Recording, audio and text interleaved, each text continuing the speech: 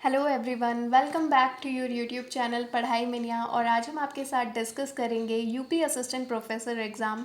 Date of exam 13 November 2021 और morning shift का ये पेपर है। इसमें हम आपके साथ डिस्कस करेंगे जीके का पार्ट। और अगर आप चैनल पे न्यू हैं तो प्लीज़ आपके चैनल पढ़ाई मिनिया को ज़रूर सब्सक्राइब करिएगा और बेल आइकन को प्रेस करिएगा।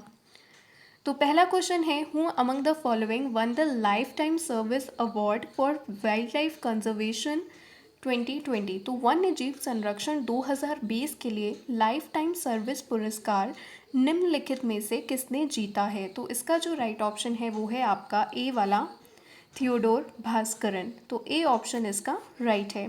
नेक्स्ट क्वेश्चन है, how many major types of soils are found in India? Bharat में मुख्य कितने प्रकार की मृदा पाई जाती हैं?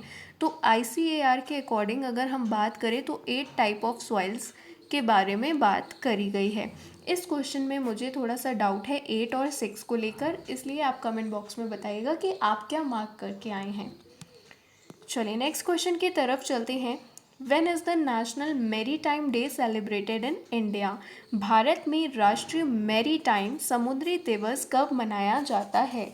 तो भारत में नेशनल मैरीटाइम डे मनाया जाता है 5 अप्रैल को। इसका राइट ऑप्शन है आपका ए वाला। अब हम बात करेंगे अप्रैल में कौन से इंपॉर्टेंट डेज सेलिब्रेट किए जाते हैं। आपको ऑप्शन में दिया हुआ है 7 अप्रैल। ये बहुत ही इंपॉर्टेंट डे है। 7 अप्रैल को मनाया जाता है वर्ल्ड हेल्थ डे। विश्व स्वास्थ्य दिवस जो है वो कब मनाया जाता है? आपका मनाया जाता है 7 अप्रैल 1948 में WHO की स्थापना की गई थी और 7 अप्रैल को वर्ल्ड हेल्थ डे मनाया जाता है। अगर हम कुछ और डेज़ की बात करें तो वो आप मेरे साथ साथ लिखते जाइएगा अपनी कॉपी में। 10 अप्रैल को मनाया जाता है वर्ल्ड होम्योपैथी डे।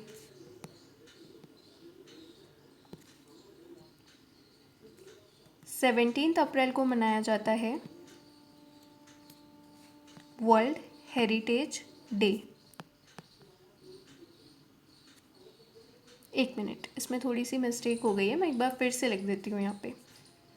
10 अप्रैल को सेलिब्रेट किया जाता है वर्ल्ड होम्योपैथी डे। 17 अप्रैल को सेलिब्रेट किया जाता है वर्ल्ड हीमोफीलिया डे। यहाँ पे है हीमो और यहाँ पे है होम्यो। 18 अप्रैल को सेलिब्रेट किया जाता है वर्ल्ड हेरिटेज डे।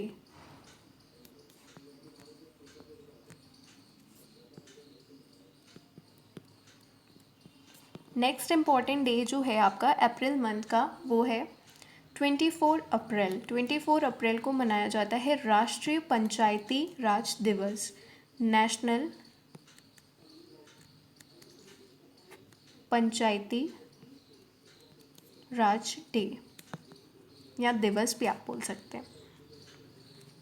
और 25 अप्रैल को मनाया जाता है वर्ल्ड मलेरिया डे। तो ये अप्रैल के डेज़ हैं जो आपके आगे के एग्ज़ाम के लिए बहुत ही ज़्यादा हेल्पफुल आपको रहने वाले हैं। तो इसका जो राइट ऑप्शन है वो है आपका ए वाला। नेक्स्ट क्वेश्चन की तरफ चलते हैं। When did the wild life protection act came into operation in India? वन्य जीव संरक्षण अधिनियम भारत में कब लागू किया गया था? तो वन्य जीव संरक्षण अधिनियम भारत में लागू किया गया था 1972 में। तो इसका जो राइट ऑप्शन है वो है आपका बी वाला 1972। चलिए नेक्स्ट क्वेश्चन है, which of the following is also known as +5 summit in relation to protection of earth and its environment? पृथ्वी और उसके पर्यावरण के संरक्षण के संदर्भ में निम्न में से किसे +5 समिट के नाम से भी जाना जाता है? तो इसका जो राइट ऑप्शन है वो है आपका क्योटो प्रोटोकॉल। अगर हम बात करते हैं फर्स्ट अर्थ समिट के बारे में, तो फर्स्ट अर्थ समिट जो हुआ था वो हुआ था 1992 में रियो डे जनेरियो में। इसे रियो समिट के नाम से भी जाना जाता है। अब इसमें +5 करेंगे तो आपका आएगा 1997। और 1997 को क्या हुआ था, क्योटो प्रोटोकॉल को एडॉप्ट किया गया था। तो इसका राइट ऑप्शन आपका है सी वाला, क्योटो प्रोटोकॉल। क्योटो प्रोटोकॉल की अगर हम बात करें तो 1997 में अडॉप्ट किया गया था और फोर्स में कब आया था, 2005 में। और इसका मेन मकसद क्या था, मेन एम था ग्रीन हाउस गैसेस को कम करना। Reduction of green house gases is the main M of Kyoto protocol. अब बात करते हैं थोड़ी सी मॉन्ट्रियल प्रोटोकॉल के बारे में। मॉन्ट्रियल प्रोटोकॉल जो है इसे साइन किया गया था 16 सितंबर 1987 को। आप मुझे कमेंट बॉक्स में बताएंगे कि 16 सितंबर को कौन सा डे मनाया जाता है। और मॉन्ट्रियल प्रोटोकॉल के पीछे का जो मेन एम था वो ये था कि ओजोन लेयर का प्रोटेक्शन करना, उन सब्सटेंसेस को रिड्यूस करके जो ओजोन लेयर को क्या करते हैं, डिप्लीट करने का काम करते हैं। तो इसका राइट ऑप्शन है आपका सी वाला। नेक्स्ट क्वेश्चन की तरफ चलते हैं। इन विच मिसल महाराजा रणजीत सिंह वॉज बॉर्न। तो महाराजा रणजीत सिंह का जन्म किस मिसल में हुआ था। इसका राइट ऑप्शन है आपका सी, सुकर चकिया। और उनका जन्म कब हुआ था, तो जन्म हुआ था 13 नवंबर 1780 को। तो आपके एग्ज़ाम से रिलेटेड डेट का क्वेश्चन पूछा गया है। और अगर हम बात करें महाराजा रणजीत सिंह को क्या कहा जाता है, तो महाराजा रणजीत सिंह को शेरे पंजाब कहा जाता है। ये भी बहुत इम्पॉर्टेंट है। चलिए नेक्स्ट क्वेश्चन की तरफ। Which of the following is known as Morley Minto reforms. निम्नांकित में से किसे मॉर्ले मिंटो सुधार कहा जाता है। तो मॉर्ले मिंटो सुधार कहा जाता है भारत परिषद अधिनियम 1909, इंडियन काउंसिल एक्ट 1909 को। इसमें जो मॉर्ले हैं वो है सेक्रेटरी, और मिंटो जो है वो कौन है, वॉइस रॉय थे उस टाइम, और मॉर्ले कौन थे, सेक्रेटरी थे। ये दोनों चीज़ें जो है वो आपको ध्यान रखनी है कि मॉर्ले कौन थे और मिंटो कौन थे। अब इसमें आपके लिए जो बात है मेन वो ये है कि इंडियन काउंसिल एक्ट 1909 के तहत क्या हुआ था कि मुस्लिम्स को सेपरेट इलेक्टोरेट का राइट दिया गया था। अगर आपसे पूछा जाए कि किसे मॉन्टेग्यू चेम्सफोर्ड के नाम से जाना जाता है, तो वो जाना जाता है GOI act, government of India act 1919 को। और इसमें जो चेम्सफोर्ड है वो कौन थे, चेम्सफोर्ड थे उस टाइम वॉइस रॉय। ठीक है, तो चेम्सफोर्ड कौन थे, वो वॉइस रॉय थे उस टाइम के। नेक्स्ट क्वेश्चन है, who was one of the founders of Deccan education society. इनमें से कौन डेक्कन एजुकेशन सोसाइटी के संस्थापकों में से एक थे। तो एक पूछा गया है, मतलब कि बहुत सारे संस्थापक थे, तो उनमें से कोई एक कौन है, आपको ऑप्शंस दिए हैं। तो इसका जो राइट ऑप्शन है वो है आपका बी वाला, बाल गंगाधर तिलक। लेकिन मुख्य रूप से अगर पूछा जाता तो वो आपका होता MG Ranade, Mahadev Govind Ranade.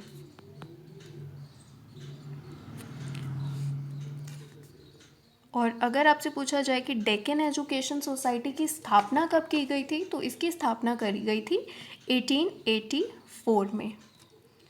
Who among the following was the author of the book the Indian struggle. Indian struggle जो बुक है, पुस्तक है, उसके लेखक निम्नलिखित में से कौन एक थे। तो इसका जो राइट ऑप्शन है वो है आपका सी वाला, सुभाष चंद्र बोस ने लिखी थी पुस्तक द इंडियन स्ट्रगल। अब आपके लिए कुछ और बुक्स के नाम हैं जिन्हें आप ध्यान रखिएगा।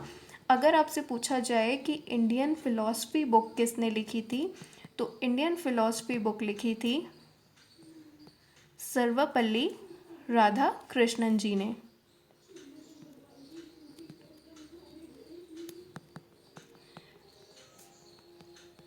चलिए अब नेक्स्ट बात करते हैं कि ऑप्शंस की तरफ मूव करते हैं। देखिए ऑप्शन में दिया है महात्मा गांधी। तो महात्मा गांधी की जो बुक्स हैं वो आपको ध्यान रखनी है, my experiments with truth, autobiography है महात्मा गांधी की। और एक और बुक है महात्मा गांधी की, हिंद स्वराज।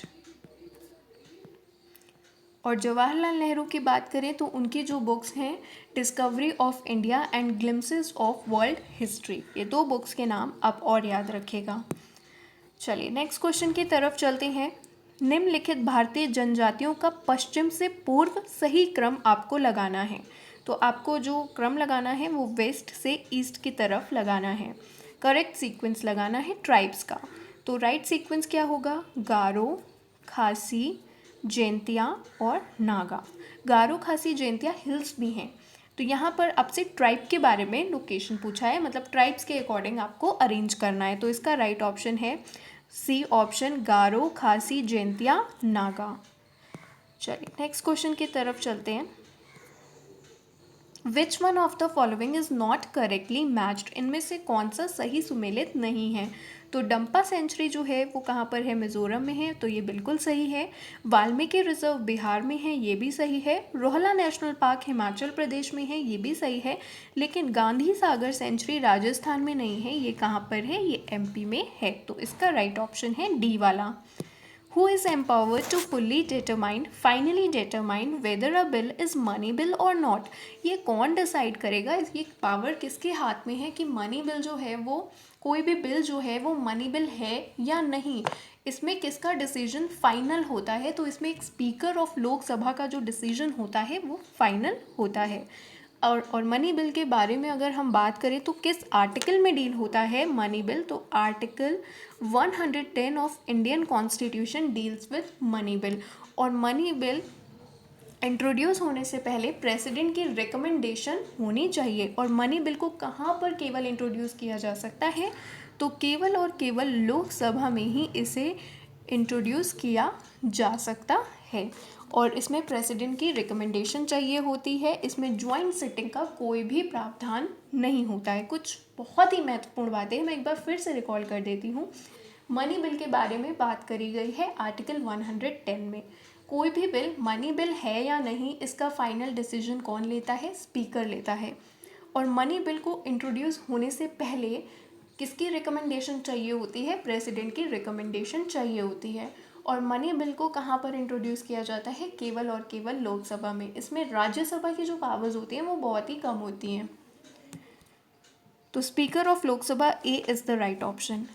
नेक्स्ट क्वेश्चन है, who demanded a representative body freely elected by people to frame a constitution for India in 1922। अब देखिए कॉन्स्टिट्यूशन के बारे में जो रिकमेंडेशन से रिलेटेड क्वेश्चन है ना, वो 2-4 लोगों से ज़्यादा इंपॉर्टेंट है। मतलब 2-4 लोगों का पूछा जाएगा कि इन्होंने क्या रिकमेंड दिया, इन्होंने क्या रिकमेंड दिया। तो ये चीज़ें जो हैं वो आपके लिए इम्पॉर्टेंट है। मैं आपको यहीं पे बता दूंगी कि क्या पूछा जा सकता है आपके आगे के एग्ज़ाम में भी। तो भारत के लिए संविधान बनाने के लिए सन 1922 में लोगों द्वारा स्वतंत्र रूप से चुने गए प्रतिनिधि निकाय की मांग किसने की थी, तो वो महात्मा गांधी ने की थी। तो ए ऑप्शन क्या है इसका, राइट वन है। और अगर आपसे पूछा जाए कि सबसे पहले आइडिया किसने दिया कॉन्स्टिट्यूएंट असेंबली का, तो वो दिया था मानवेंद्र नाथ रॉय ने 1934 में। ये भी बहुत इंपॉर्टेंट है, ये भी पूछा जा सकता है कि सबसे पहले किसने आइडिया दिया था कॉन्स्टिट्यूएंट असेंबली के बारे में, तो वो 1934 में मानवेंद्र नाथ रॉय ने दिया था। चलिए next question, which one of the following is not correctly matched, इनमें से कौन सा करेक्टली मैच्ड नहीं है। तो सिटीजनशिप जो है वो पार्ट 2 में है, तो ये बिल्कुल राइट है। और आर्टिकल की बात करें तो आर्टिकल 5 to 11 जो है वो डील करते हैं सिटीजनशिप से। और इंडिया में सिटीजनशिप कौन सी चलती है, सिंगल सिटीजनशिप चलती है। सिटीजनशिप, सिंगल सिटीजनशिप का जो प्रावधान है वो हमने कहाँ से लिया है, वो ब्रिटेन से लिया है। जबकि अमेरिका में सिटीजनशिप कौन सी चलती है, डुअल चलती है। Fundamental rights part 3 of the constitution में डील करते हैं, तो बिल्कुल सही है। पार्ट बी वाला भी करेक्ट है आपका। पार्ट 3 ऑफ द कॉन्स्टिट्यूशन, जिसे Magna carta of India constitution कहा जाता है। और फंडामेंटल राइट्स के लिए आर्टिकल कौन कौन से हैं, आर्टिकल 12 to 35 है। सी में बताया गया है कि जो फंडामेंटल ड्यूटीज़ हैं वो पार्ट 6A में है, तो ये आपका रॉन्ग है। फंडामेंटल ड्यूटीज़ पार्ट 6A में नहीं है बल्कि पार्ट 5A में है। तो ये आपका क्या हो जाएगा, सॉरी 4A लिख दिया, पार्ट 4A में है। ठीक है, 6A नहीं है, वो पार्ट कौन सा है, वो पार्ट 4A है। और आर्टिकल कौन सा है, आर्टिकल है 51A। तो इसका जो राइट ऑप्शन है वो है आपका सी वाला। बाकी बात करें तो यूनियन टेरिटरीज़ के बारे में पार्ट 8 ऑफ द कॉन्स्टिट्यूशन में डीलिंग है। When India became a member of IMF, तो इंडिया IMF का सदस्य, अंतर्राष्ट्रीय मुद्रा कोष का सदस्य कब बना, तो इंडिया बना 1945 में IMF का सदस्य। इंटरनेशनल मॉनेटरी फंड के बारे में अगर हम बात करें तो इसका काम क्या होता है, एक्सचेंज रेट को स्टेबलाइज करना, BOP को ठीक करना, बैलेंस मेंटेन करना आईएमएफ का हेडक्वार्टर कहाँ पे है? वॉशिंगटन डीसी में है। वर्ल्ड बैंक का हेडक्वार्टर कहाँ पे है? वो भी वॉशिंगटन डीसी में है। आईएमएफ और वर्ल्ड बैंक को क्या बोला जाता है? आईएमएफ और वर्ल्ड बैंक को बोला जाता है ब्रेटन वुड ट्विंस। ठीक है, इन्हें क्या बोला जाता है? ब्रेटन वुड ट्विंस कहा जाता है। और एक और चीज़ जो आपको ध्यान रखनी है आईएमएफ के बारे में, इसकी करेंसी क्या होती है? SDR, special drawing rights. चलिए नेक्स्ट क्वेश्चन की तरफ। With reference to volcanoes which of the following statement is correct? ज्वालामुखी के संदर्भ में कौन सा कथन सत्य है? Extensive chain of volcanoes have been responsible for both omitting and then removing atmospheric carbon dioxide over geographical time. ज्वालामुखी की विस्तृत श्रृंखला वायुमंडलीय कार्बन डाइऑक्साइड के उत्सर्जन और हटाने की भूवैज्ञानिक समय में जिम्मेदार माना गया है। This process stabilise the temperature of earth surface. तो दोनों ही आपके ऑप्शन क्या हैं? राइट हैं। तो इसका राइट ऑप्शन है सी वाला। In which year Ganga action plan was started? किस ईयर आपका गंगा एक्शन प्लान जो है उसे शुरू किया गया? तो गंगा एक्शन प्लान को स्टार्ट किया गया था 1986। 1985 में कई जगह आपको देखने को मिलेगा, तो इफेक्टिव आप बोल सकते हैं तो 1986 में। और अगर आपसे पूछा जाए कि गंगा एक्शन प्लान तो हो गया, नमामि गंगे प्लान जो है, नमामि गंगे कब शुरू किया गया? तो नमामि गंगे जो है वो शुरू किया गया था 2014 में। इसका राइट ऑप्शन है आपका बी वाला। Which state government started the web based platform Pratibimb to project the government's achievement in March 2017? देखिए कब का करंट अफेयर्स का क्वेश्चन पूछा जा रहा है। किस राज्य सरकार ने सरकार की उपलब्धियों को प्रदर्शित करने के लिए वेब आधारित मंच प्रतिबिंब मार्च 2017 में शुरू की? तो ये कर्नाटक सरकार ने शुरू करी थी, अपने जो भी अचीवमेंट्स हैं उसको शोकेस करने के लिए, उसे प्लेटफॉर्म के थ्रू बताने के लिए लोगों को। तो सी ऑप्शन इसका राइट है। विद विच कंट्री इंडिया ने joint military exercise carry out करी वज्र प्रहार 2021? तो वज्र प्रहार 2021 इंडिया ने कंडक्ट करी थी यूएसए के साथ। तो इसका सी ऑप्शन राइट है।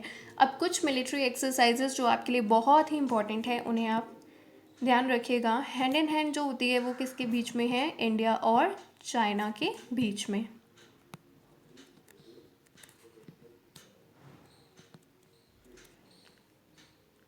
संप्रति युद्धाभ्यास इंडिया और बांग्लादेश के मध्य आयोजित किया जाता है।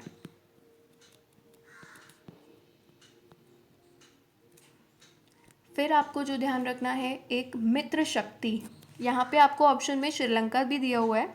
श्रीलंका के साथ आपको ध्यान रखना है श्रीलंका और इंडिया का कौन सा होता है? मित्र शक्ति युद्धाभ्यास। और फ्रांस के साथ होता है एक्स डेजर्ट नाइट युद्धाभ्यास। और अगर हम बात करें तो आपके लिए जो इम्पोर्टेंट है वो एक है सिम्बिक्स। सिम्बिक्स किसके बीच में होता है? India and Singapore. आप लोग मुझे बताएंगे मालाबार एक्सरसाइज किन देशों के बीच आयोजित की जाती है? चलिए नेक्स्ट क्वेश्चन की तरफ चलते हैं। As per the women ranking announced in February 2021, फरवरी 2021 में अखिल भारतीय टेबल टेनिस संघ द्वारा घोषित महिला रैंकिंग में पहला स्थान किसे मिला है? तो पहला स्थान मिला है Monika Batra. B option right है। चलिए next question. Which of the following research focus on improvement in present situation? जो प्रेजेंट सिचुएशन है उस पर सुधार करने के लिए कौन से रिसर्च फोकस करती है? तो एक्शन रिसर्च जो है वो फोकस करती है प्रेजेंट सिचुएशन को इम्प्रूव करने के लिए। Action research is a part of applied research. Fundamental research also known as basic research, ठीक है, प्योर रिसर्च भी बोलते हैं। इसमें हम क्या करते हैं? डिस्कवर करते हैं नॉलेज को या कुछ नॉलेज में इंक्रीमेंट करते हैं, और वही जो नॉलेज हमने फंडामेंटल रिसर्च से गेन करी है जब हम उसे अप्लाई करने की बात करते हैं तो वो अप्लाइड रिसर्च होता है। Data originally collected in the process of investigation are known as. वो डाटा जो ओरिजिनली, मेन वर्ड क्या है? की वर्ड्स होते हैं पहचानने के। ओरिजिनली बोला गया है तो प्राइमरी डाटा। क्योंकि इन्वेस्टिगेटर जो होता है वो ओरिजिनली क्या करता है, खुद डाटा को कलेक्ट करता है प्राइमरी डाटा में, और सेकेंडरी डाटा में क्या होता है वो उसे पहले से ही किसी ने कलेक्ट करके रखा होता है और हम अपने रिसर्च के लिए उस डाटा का यूटिलाइजेशन करते हैं। NCTE, National Council for Technical Education, is a statutory body came into existence during। तो NCTE जो है वो कब एग्जिस्टेंस में आया और कैसे पूछ रहा है, as a statutory body. As a statutory body existence में कब आया, 1995 में आया। और किस एक्ट के अकॉर्डिंग आया, तो NCTE एक्ट 1993 के एक्ट के अकॉर्डिंग 1995 में as a statutory body existence में आया। लेकिन आपसे क्या पूछ रहा है, आपसे पूछ रहा है कि किस 5 ईयर प्लान के पीरियड में आया है। तो 5 ईयर प्लान के पीरियड में आया है, और 5 ईयर प्लान का पीरियड कौन सा है, 92 से 97 का, और किसके अंडर में, PV नरसिम्हन राव की लीडरशिप में ये 5 ईयर प्लान पीरियड आया था। तो इसका जो राइट ऑप्शन है वो है आपका सी वाला। Skill in writing using an excellent organisation of ideas statements are example of. विचारों और कथनों का उत्कृष्ट संगठन करते हुए लिखने का कौशल एक उदाहरण है। इसमें इस क्वेश्चन में मुझे थोड़ा सा डाउट है, क्योंकि एनालिसिस, कॉम्प्रिहेंशन, सिंथेसिस को लेकर, लेकिन सिंथेसिस मेरे हिसाब से जो है वो इसका बिल्कुल राइट ऑप्शन है। तो बी वाला जो है वो मेरे अकॉर्डिंग राइट है, क्योंकि सिंथेसिस में क्या होता है कि आप चीज़ों को ऑर्गेनाइज करते हो, क्रिएट करते हो, अलग अलग पार्ट्स को जोड़ते हो, नई चीज़ क्रिएट करते हो। एनालिसिस में क्या करते हो, आप ब्रोक करते हो, मतलब चीज़ों को ब्रेक डाउन करते हो। तो जैसे डायग्राम बनाकर आपने शो करा, इलस्ट्रेशन बनाकर शो करा, तो ये सब किस में होता है, ये आपका एनालिसिस में होता है। कॉम्प्रिहेंशन में आप चीज़ों को समझते हो। Ability to grasp the meaning of a material, ये किस में होता है, ये कॉम्प्रिहेंशन में होता है। आप चीज़ों को समझ रहे हो, उसे समराइज कर पा रहे हो, एक्सप्लेन कर पा रहे हो, तो वो कॉम्प्रिहेंशन में आता है। लेकिन फिर भी मैं इस ऑप्शन में सिंथेसिस के साथ ही जाना चाहूँगी, क्योंकि ऑर्गेनाइजेशन मतलब कि आप अपने आइडियाज़ को प्लान कर पा रहे हो, ऑर्गेनाइज कर पा रहे हो, एक स्टोरी लिख पा रहे हो, तो ये सब सिंथेसिस में आएगा। और एप्लीकेशन में आप अप्लाई करते हो नॉलेज को अपने प्रैक्टिकल सिचुएशन में, तो ये तो अलग ही है। खैर, तो बी ऑप्शन इसका राइट है। With reference to the calculation of mean which of the following statement is correct. तो डिस्ट्रीब्यूशन ऑफ डाटा नॉर्मल होना चाहिए, तो बिल्कुल नॉर्मल होना चाहिए, सिमेट्रिकल डिस्ट्रीब्यूशन होना चाहिए। There is importance of every score, हर एक स्कोर की इम्पॉर्टेंस होती है। येस, बिल्कुल होती है, क्योंकि हम कोई भी एक, अगर आपका ऑब्जर्वेशन मिसिंग है तो आप मीन को कैलकुलेट नहीं कर सकते। मीन का सबसे बड़ा फ़ायदा क्या होता है कि ये हर आइटम पे बेस्ड होता है, तो इसके लिए आपको हर स्कोर की ज़रूरत है। तो बी वाला भी राइट है आपका। और एग्जैक्टनेस और रिलायबिलिटी भी ज़रूरी है, तो बिल्कुल एग्जैक्टनेस चाहिए, रिलायबिलिटी चाहिए, तो आप इसका यूज़ कर सकते हैं। तो इसका जो राइट ऑप्शन है वो है आपका डी वाला। फर्स्ट, सेकंड एंड थर्ड तीनों ही सही हैं।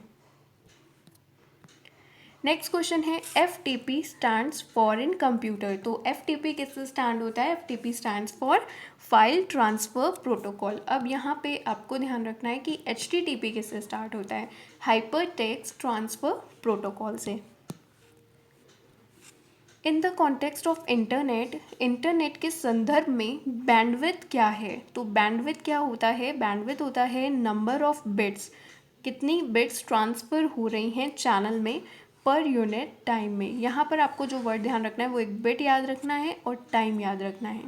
बैंडविड्थ और स्पीड में डिफरेंस है। बैंडविड्थ बात करता है हाउ मच के बारे में, और स्पीड बात करता है, इंटरनेट की स्पीड बात करती है कि कितना फास्ट होगा। बैंडविड्थ बताता है कि कितना डाटा आप ट्रांसफ़र कर सकते हो, maximum amount of data transmitted over an internet connection in a given amount of time, वो बैंडविड्थ होता है। तो इसका राइट ऑप्शन है आपका डी वाला। विच of the following is not a social site, इनमें से कौन सा सोशल साइट नहीं है इलेक्ट्रॉनिक डिवाइस में। तो फेसबुक भी है, इंस्टाग्राम भी है और ट्विटर भी है, लेकिन याहू नहीं है, तो सी ऑप्शन इसका राइट है। In the context of computer memory expression TB stands for. तो TB किससे स्टैंड फॉर होता है, नॉट अ ट्यूबरक्यूलोसिस, बल्कि TB मीन्स टेरा बाइट। आपको कंफ्यूज करेगा बिट या बाइट होगा, तो अगर आप थोड़ा सा भी ध्यान रखो, जैसे कि MB मेगा बाइट है ना, तो क्योंकि जैसे आप देखोगे ना KB किलो बाइट, BYTE, तो इसका राइट ऑप्शन है डी वाला टेरा बाइट। फिर टेरा बाइट के बाद पेटा बाइट, एक्सा बाइट, जेटा, योटा बाइट। टेरा, पेटा, एक्सा, जेटा, योटा, ये भी आपसे आगे पूछा जा सकता है। Which of the following is in output device, आपको बताना है कि इनमें से कौन सा आउटपुट डिवाइस है। तो कीबोर्ड तो आपका इनपुट डिवाइस होता है, माउस भी आपका इनपुट डिवाइस होता है, स्कैनर भी आपका इनपुट डिवाइस होता है, लेकिन स्पीकर क्या होता है, वो आपका आउटपुट डिवाइस होता है। इसके बारे में आपसे पीछे वाले जो लास्ट एग्ज़ाम हुआ था उसमें भी आपसे क्वेश्चन बने थे इनपुट और आउटपुट डिवाइस के बारे में। तो एक जगह मैं आपको बता देती हूँ कि स्पीकर हो गया, मॉनिटर हो गया, प्रिंटर हो गया, हेडफोन्स हो गए, ये सब आपके क्या हैं, आउटपुट डिवाइस हैं। इनपुट डिवाइस जो आपको थोड़ा सा ध्यान रखनी है वो है जॉयस्टिक, कीबोर्ड माउस हो गया, track ball, light pen, touch screen, microphone, ये सब आपके क्या हैं, इनपुट डिवाइस हैं। तो ये वीडियो गाइस यहीं पे ख़त्म होती है, और अगर आपको वीडियो पसंद आई हो तो प्लीज़ लाइक करेगा, and thank you for watching the video.